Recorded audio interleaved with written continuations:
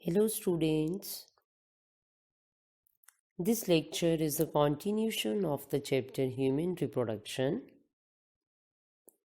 After gametogenesis, the next event of the sexual reproduction is thus fertilization, means the fusion of the male and the female gametes. As you know, both gametes are haploid, egg and sperm. Fertilization helps in restoring the normal number of chromosomes. Means again the chromosome number become 2n diploid after the fertilization when the zygote is formed. Male discharges the semen in the female vagina during copulation is called insemination. After the insemination, the site of fertilization is the ampulla-isthmus junction of the fallopian tube. But fertilization can only occur if ovum and sperm are transported simultaneously to this region, that is ampulla-isthmus region of the oviduct. Repeating, if both gametes will come simultaneously, egg and sperm, only then fertilization can occur. So means not all the copulations lead to fertilization and pregnancy. Okay. Now, if the fertilization takes place, it is in the female genital tract, means sperms in the female genital tract are made activated or made capable of fertilizing the egg by the secretions of the female reproductive system by removing the coat from the head region of the sperm, that means from the acrosome. This process of activation of the sperm in the female genital tract is called capacitation of the sperm, which may take approximately 5 to 6 hours. Okay, means sperms are activated in the female genital system. This does not mean sperms itself get this process of capacitation. It is in the female reproductive tract. They become active for fertilization.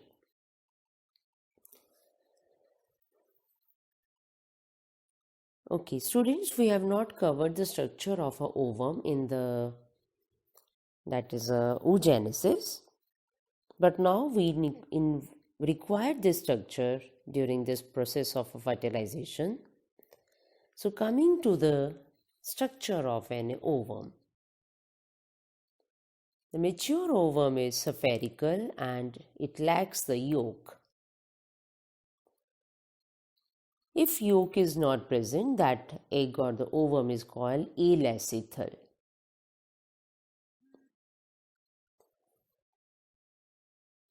The cytoplasm of the ovum is surrounded by the plasma membrane.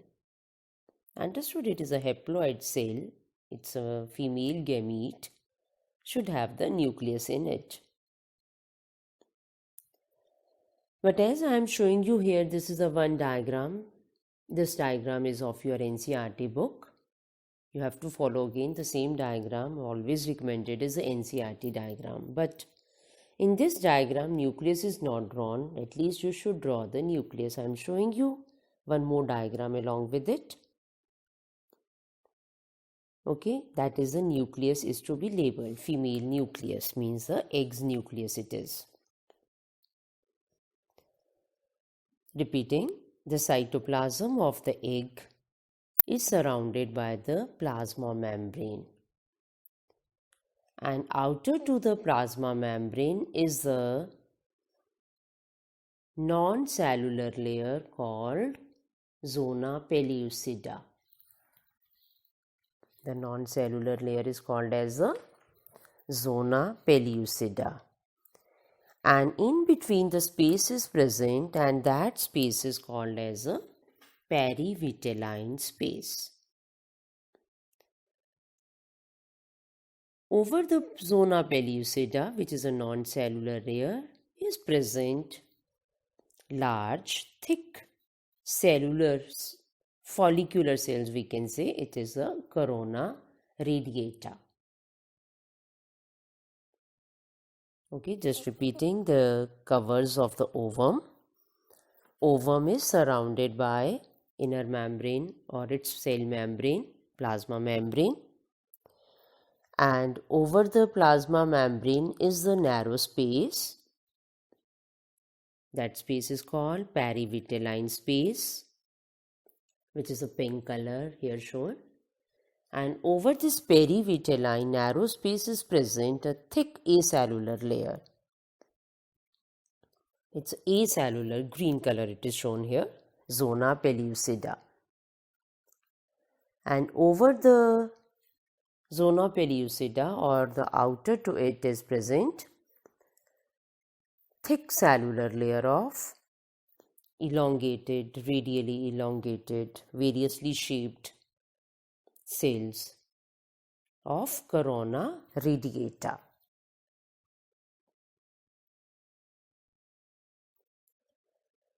Next, coming to the physical and the chemical events of the fertilization. Means how this fertilization act is made possible. First is the sperm itself prepare itself for the fertilization, and for that the first point comes is the acrosome reaction. Means acrosome of a sperm releases enzyme which dissolves the corona radiata. That enzyme produced by the acrosome of a sperm is hyaluronidase, which dissolves the corona radiata because the corona radiata cells are glued together with the mucopolysaccharide, means a sticky carbohydrate is hyaluronic acid.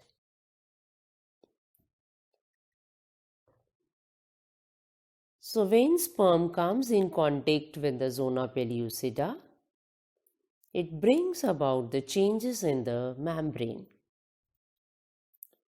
That is called the depolarization, and which blocks the entry of the additional sperms. Means out of the billions of the sperms, only the one sperm is going to enter into the egg cytoplasm or going to get fertilized. And when it is the sperm, acrosome releases enzyme, it brings certain changes in the membrane that will prevent the polyspermy. Means it will ensure is monospermy. Monospermy means only the one sperm enters into the oocyte. Okay.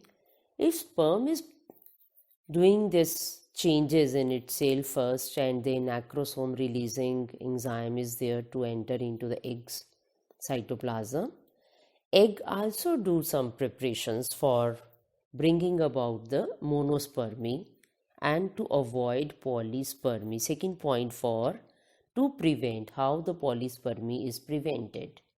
The second point for it is cortical reaction. Name indicate it is in the cortex of an egg. Egg cytoplasm is outer is the cortex. cortical granules are formed in the cortex of the egg. These cortical granules are extruded or pushed outer to that perivitelline space. And may some of these granules get attached to the zona pellucida, due to which the zona pellucida thickens, and it then forms the fertilization membranes. Means after the entry of a sperm, egg is also preparing itself to prevent the polyspermy. Okay. So sperm nucleus enters into the cytoplasm, and along with the nucleus, the one centriole, that's the proximal centriole, also enters into the cytoplasm. Rest remains outside. Centriole of the sperm divides to form the two centrioles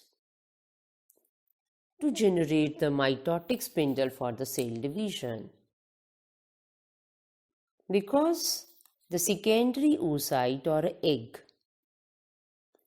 do not have a centriole, it still is the secondary oocyte.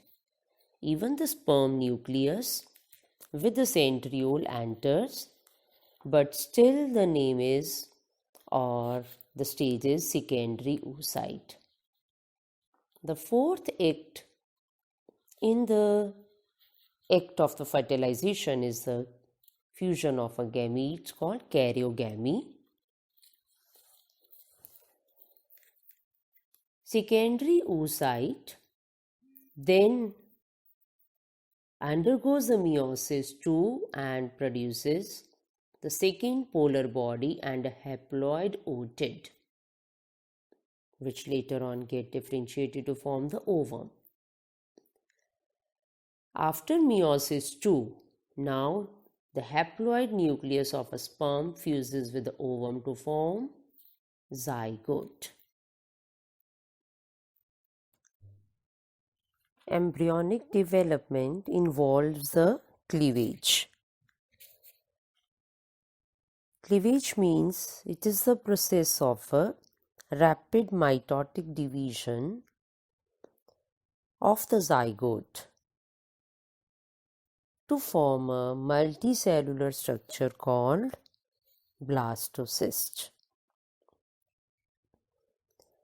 This cleavage, which is a mitotic division, differs from the typical mitosis.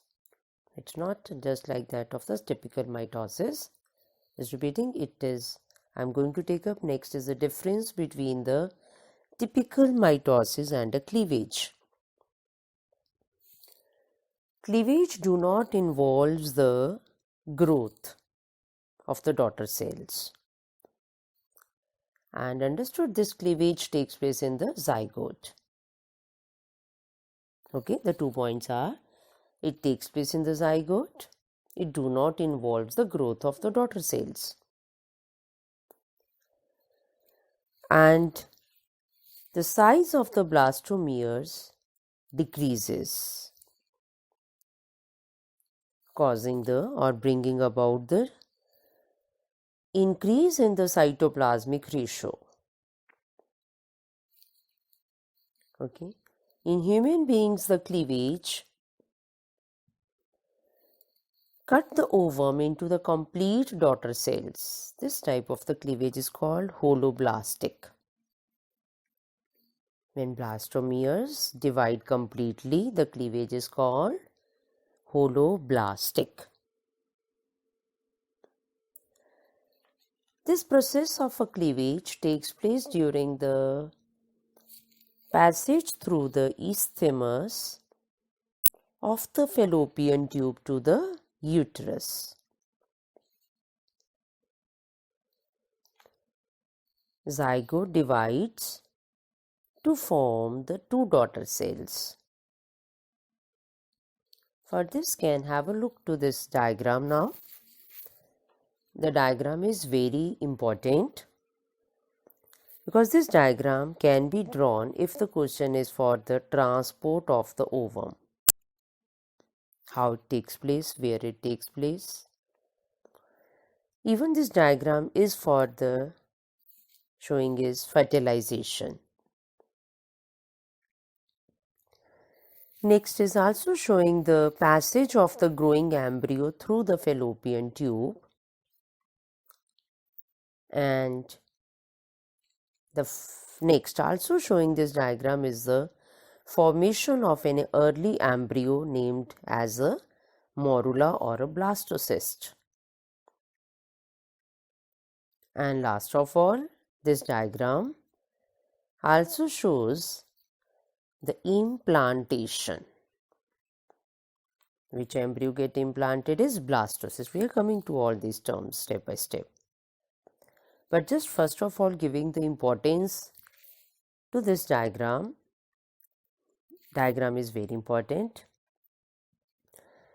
Just you have to draw first of all, giving the way how to take up the diagram.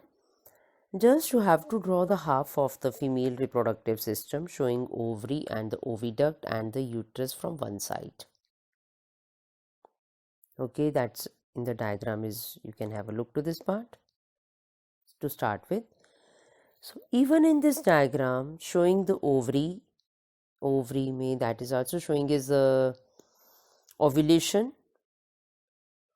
from the ruptured Graafian follicle. And after ovulation, when the secondary oocyte is released, then the next stage it also shows about, that's a fertilization, means in the B diagram. A diagram itself is for the secondary oocyte or egg,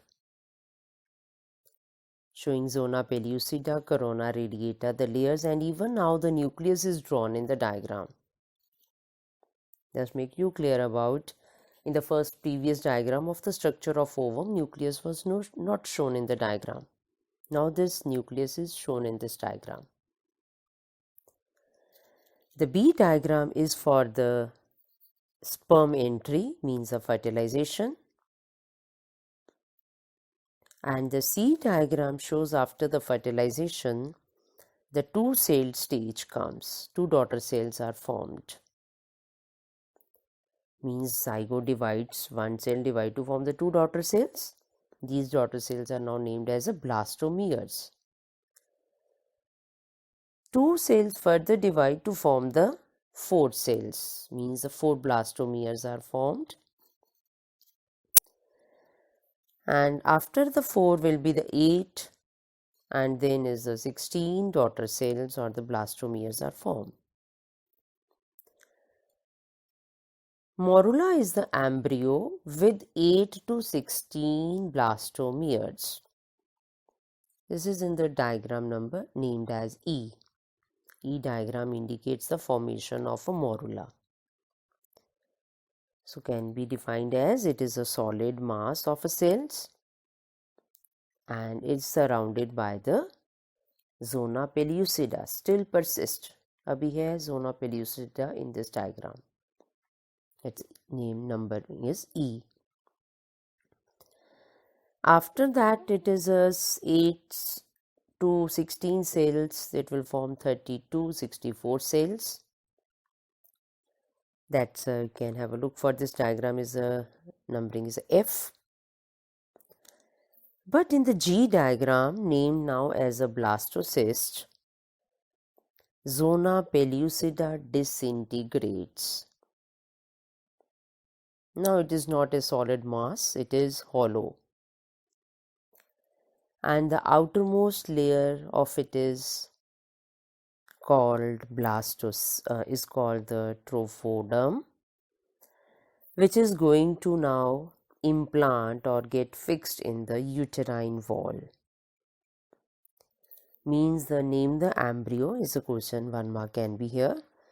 Name the embryonic stage which undergo the implantation. It is a blastocyst. Blastocysts get implanted in the endometrium of the uterus. Even this diagram shows implantation, although we are going to take up in the next part this further detailed definition for it. Okay, so even in this diagram, in which we have covered the morula and the blastocyst words, can be the question difference between the morula and blastocyst. So just repeating, morula क्या था? 8 to 16 celled, solid mass. Second point. Third point, zona pellucida is there. But in the blastocyst, zona pellucida disintegrates, disappears. Okay, or your question here can be itself, at which stage zona pellucida get disintegrated? That is in a blastocyst stage. It is a hollow, means having a cavity in it, enclosing in it a inner cell mass. Okay, so can again have a look to the diagram for the blastocyst. The trophoblast is the outermost layer. Rearrangement of the cells takes place to form the blastocyst. Just repeating, because of the rearrangement of the blastomeres, central cavity formed inside the morula is called a blastocele. Then the outermost layer of the cells which become flat and nourishes the embryo is called trophoblast.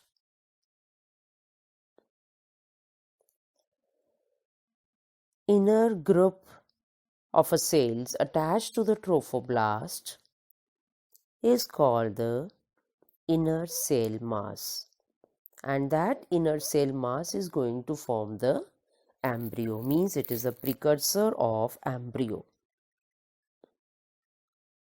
And zona pellucida disintegrate or disappears at the time of blastocyst formation. And after the formation of a blastocyst, the implantation takes place. Again in the diagram, can have a look here. Implantation is of the blastocyst when it comes in contact with the endometrium lining of the uterus during the 7th day of fertilization. And then this implantation, due to which it gets embedded in the endometrium, leads to pregnancy. After the implantation, some changes takes place in the endometrium lining or the mucosal lining of the uterus, which later on shed off when the fetus is to be delivered, is called a decidua. Means decidua मतलब ही क्या है? Fall off. But in the beginning, some changes is there in the endometrium wall of the uterus, and later on it gets shed after when the fetus is delivered. So by the time we coming to two terms, we are using the word is an embryo somewhere, or sometime is the fetus. So just make you students clear about zygote was a one-celled structure. Zygote in the process of a cleavage, approximately for 1-2 months we can say, is called the embryo. After the 2 months, the embryo further gets differentiated and forms the organs and all that. After that, means as the 2 months of a pregnancy, the growing embryo is now, or an unborn young one in the later part of the pregnancy, is called the fetus. Is it okay? embryo is called a fetus in the second month of pregnancy onwards, and after the birth is the baby itself, or a newborn baby, young one. Clear?